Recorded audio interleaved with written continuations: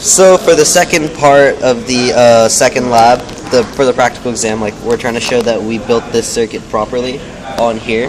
But to make things easier, we replaced the load resistor with the motor just so we can show that it actually works. Yeah, so we basically just took this out and replaced it to show the switch effect of the transistor and how the motor goes from being in an off state to directly in on state without much transition.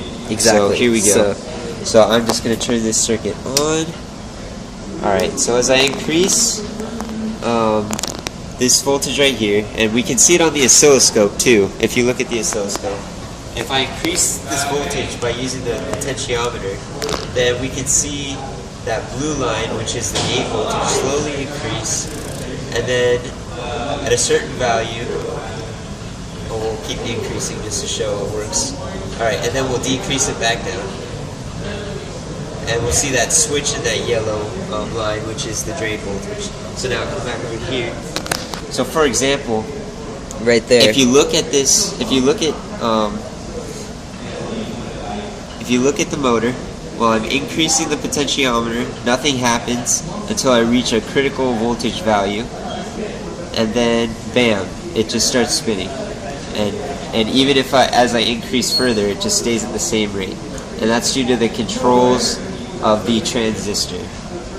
The reason that it waits to turn on like that is because there needs to be a big enough voltage difference for the motor to actually be turned on and be powered, which is caused through the transistor. Right, so what ends up happening here is that as we increase the gate voltage by turning on the potentiometer, by adjusting the potentiometer, the drain voltage decreases, creating a bigger voltage difference. Right, so Vs minus Vd will be a larger value. Once it reaches that critical stage, the motor has enough voltage across it to turn on. Turn on and spin, and that's how it works. So that's how that works. Awesome.